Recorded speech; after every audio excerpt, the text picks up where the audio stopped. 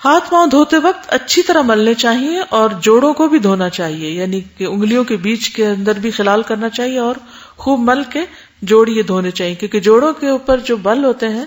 اس میں بعض اوقات ایسے ذرات یا جراثیم پھنسے رہ جاتے ہیں جو نہیں دھلتے تو وہ صحت کے لیے نقصان دہ ہوتے ہیں۔ ہاتھوں کو جب مل کے دھویا جائے گا تو اس میں آپ دیکھیے کہ ناخن کی جو جڑ ہوتی ہے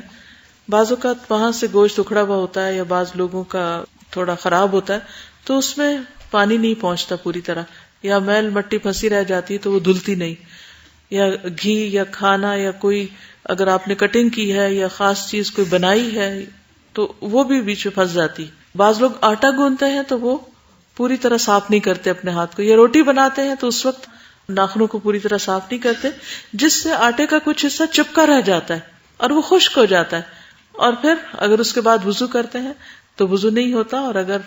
ہاتھ دھوتے ہیں تو وہ جگہ پھر بھی دھلتی نہیں، صاف نہیں ہوتی۔ تو اس لیے بہت ضروری ہے کہ انسان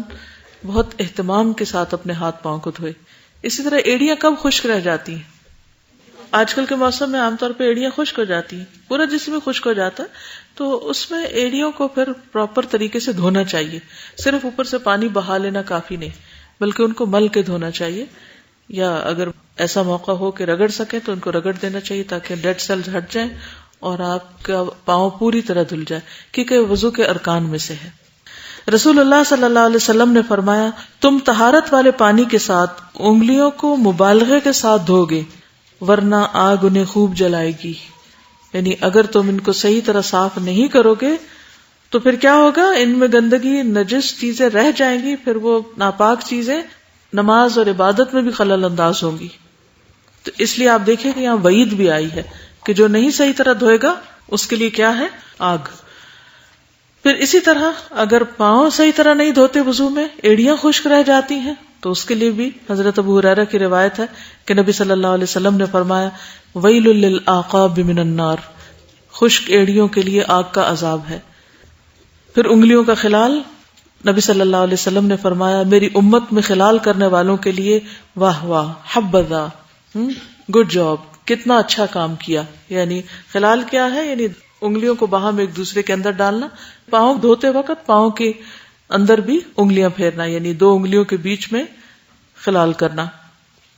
نعیم بن عبداللہ مجمر سے روایت ہے کہ میں نے ابو ہریرہ رضی اللہ عنہ کو وضو کرتے ہوئے دیکھا،